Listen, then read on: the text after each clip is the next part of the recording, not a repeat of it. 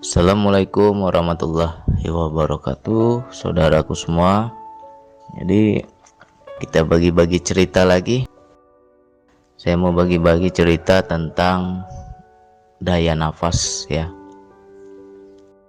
Jadi bagi teman-teman yang baru mulai mengamalkan zikir nafas, pasti belum paham yang namanya daya. Daya itu sama dengan energi ke Allah. Jadi pada nafas kita tuh ada daya. Apabila kita bisa memahami dayanya, terus kita mengikuti dayanya, maka mudahlah kita masuk pada kesadaran jiwa. Jadi untuk masuk pada kesadaran jiwa ini ada dua cara. Cara yang pertama mengikuti daya, dan cara yang kedua adalah mengosongkan pikiran. Jadi kalau kita bisa menguasai dua hal itu, maka kita gampang masuk pada kesadaran jiwa. Jadi pada nafas itu ada daya, ada energi, ada dorongan, tarikan ya. Ketika nafas masuk, di situ ada dayanya. Ketika nafas keluar juga ada dayanya ya. Apabila kita bisa mengikuti daya di nafas keluar, maka mudahlah kita lepas atau mudahlah kita masuk pada kesadaran jiwa.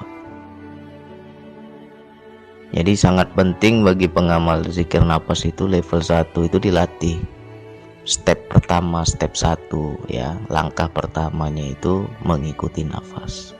Jadi kita ikuti aja terus, biar seirama, biar kita hanya sebagai penyaksi. Kalau kita bisa menyaksikan dorongan itu, ikuti dayanya, maka dengan sangat cepat kita akan mudah mendekat kepada Allah. Karena hakikat nafas itu adalah ruh, dan hanya ruh yang bisa menunjukkan jalannya bagaimana kita mendekat ke Allah. Nah, jadi rahasianya itu ada di nafas. Jadi dilatih terus. Lantas yang kedua tentang mengosongkan pikiran. Mengosongkan pikiran itu pengalihan kesadaran. Selagi pikiran kita masih bermain, maka susahlah untuk masuk pada jiwa. Susahlah kita lepas dari jasad. Ya contohnya orang tidur, selagi masih banyak pikiran, bisa nggak orang itu tidur? Nggak bisa. Kenapa nggak bisa tidur? Banyak pikiran bang. Ya kan? Kenapa kamu nggak tidur? Susah saya tidur. Kenapa? Banyak pikiran. Ya berarti masih di jasad. Susah dia mau masuk ke jiwa. Jadi mengosongkan pikiran itu juga cara mudah biar kita itu masuk pada jiwa. Macam mana mengosongkannya? Ya ikuti aja nafas, fokus pada zikir yang kita dawamkan. Itu juga dengan otomatis pikiran kita kosong. Nanti lepas dia pelan-pelan. Jadi daya nafas itu sangat banyak manfaatnya sebenarnya. Apabila kita menggalinya terus, energi nafas itu sangat luar biasa manfaatnya ya. Pada napas masuk itu, kalau kita mau ilustrasikan itu ibarat burung ya, karena jiwa ini kaitannya dengan burung. Jiwa kita itu lambangnya burung. Seperti burung, ketika nafas masuk kita menyebut hu, itu burung itu mengepakkan sayap dia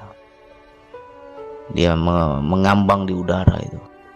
Tapi ketika kita menyebut Allah, ya itu melesat dia secepat cahaya, seolah-olah dia kibaskan sayapnya meluncur dia ke angkasa.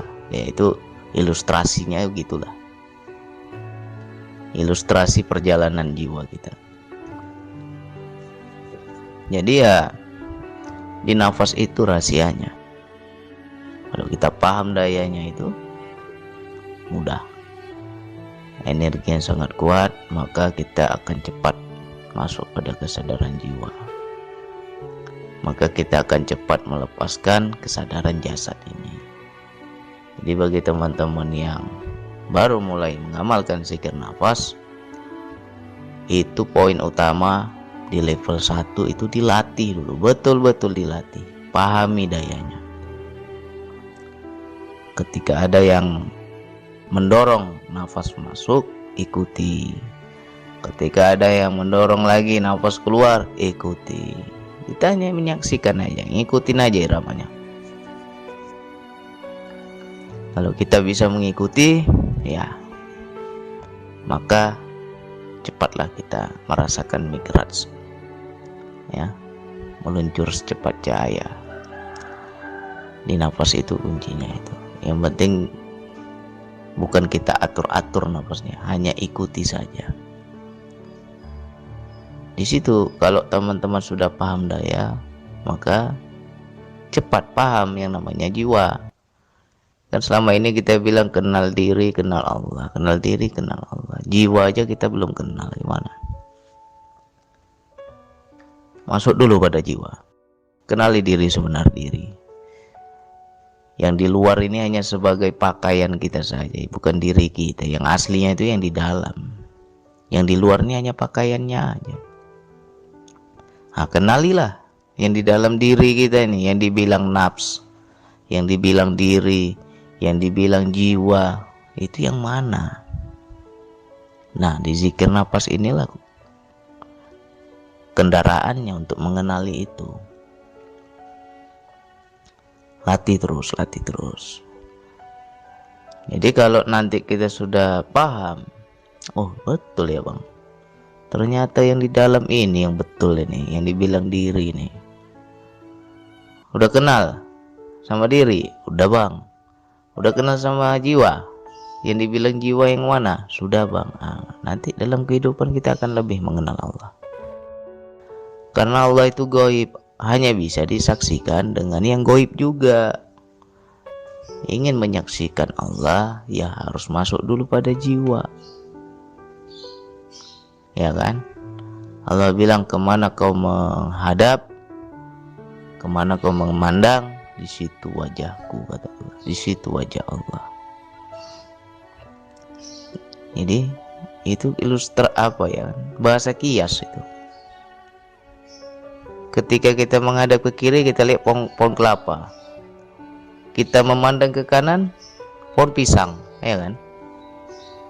Di mana Allahnya coba? Padahal Allah bilang, kemana kau menghadap, di situ wajahku. Ya kalau lihat zohir ya pohon pisang, kalau lihat zohir ya pohon kelapa. Tapi kalau kita melihat secara batin, nah di situ jiwa yang menyaksikan Allah. Di sebalik pohon pisang nih ada nggak kewujudan Allah? Di sebalik pohon kelapa itu ada nggak kewujudan Allah? Di situ jiwa yang menyaksikan. Jadi sangat bagus kalau kita bisa melihat Allah di sebalik segala sesuatu itu. Ya kan? Melihat istri ngambek, lihat lagi. Ada nggak Allahnya nih di sebalik istri yang ngambek ini? Istri ngomel. Kalau kita bisa melihat Allah, kita pasti sabar menghadapinya. Pasti kita nggak akan marah. Ada Allah di situ. Jadi ya semua itu nggak ada yang instan lah. Sangat banyak orang ngomong kenal diri, kenal Allah, kenal diri, kenal Allah. Tetapi bagaimana proses untuk mengenalnya itu ya, itu yang sulit. Jadi di DN inilah cara yang mudah. Kita pelajari, kita amalkan, nanti terapkan dalam kehidupan. Baru kita bisa kenal Allah itu. Ya. Jadi dipahami lagi. Step pertama mengikuti nafas. Step kedua berzikir hu Allah seirama nafas. Step ketiga menyambung kesadaran jiwa kita kepada Allah. Nah itu tahap demi tahap kita latih terus. Bagaimana kita akan mengerti jiwa jika langkah awal, langkah pertama, step pertama, level pertama mengikuti nafas itu kita nggak paham. Gimana mau masuk pada jiwa? Jadi harus dilatih terus itu.